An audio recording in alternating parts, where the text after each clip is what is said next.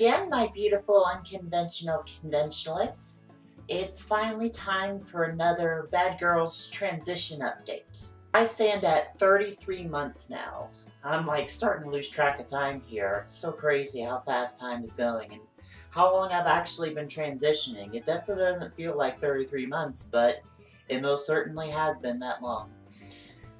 So, as far as updates, I only got really one thing worth mentioning that I've never mentioned before. I met up with a trans man, and he had been transitioning for much longer than I have. Well, actually, no, not that much longer, like more than 4 years.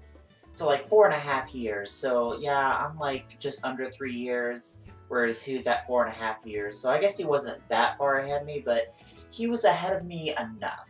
He actually is completely passable. Like, I did not even know he was trans until he told me. Granted, it's more common for trans men to become passable than trans women, but it was still like one of those holy shit moments.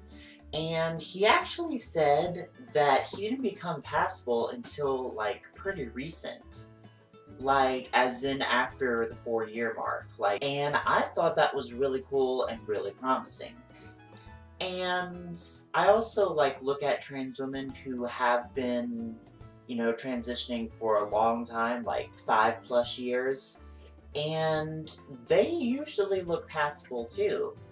And I don't know, just kind of looking at the big picture, I'm kind of noticing that you can kind of see the difference in the amount of time that somebody's been transitioning. Like somebody that's only been transitioning, 6 months to 1 year, they're still going to have a lot of features of their birth gender, but someone who's been doing it for 3+ years or 5+ years, they're going to have most of those features replaced by features of the gender that they actually identify as.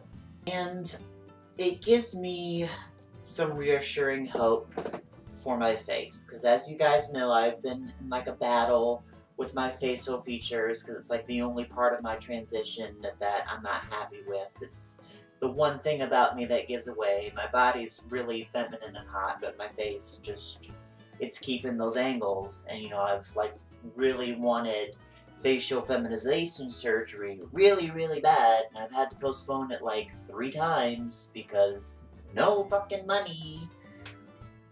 But I may not need it, because I also consider the fact that the trans woman YouTubers who I follow, they really rushed into FFS. Like, they had FFS less than a year into their transition. So I'm actually wondering if I'm just patient with it and give it some more time. Maybe I won't need facial feminization surgery, and maybe my face will just naturally change with more time. Because it's true that trans people plateau at the 2-year mark. And that means like 90% of their changes have happened. But you never know what can happen in that last 10%, you know what I mean? So I'm just gonna keep on popping them lady pills and see what happens, and that's all I really have to say about my transition. However, I have a really exciting announcement for you guys.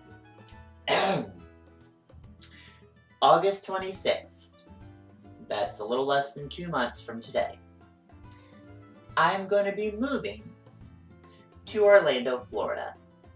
And I'm really excited about it. I mean, New Orleans, it's been great for my cocoon stage, but now this butterfly needs to soar, and there's just too many toxic people, the job market in this city sucks. I have a number of reasons for wanting to leave New Orleans. So if any of you guys wanted to hang out with me, you have one last summer to do it. You have 2 months to be like, hey bad girl, hit me up, I want to hang. I'll be at MechaCon.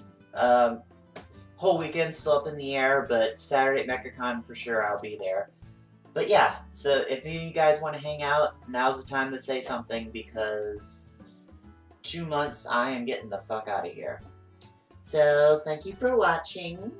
And please continue watching. And until next time, I love you guys. Stay sexy. Keep on masturbating. Select.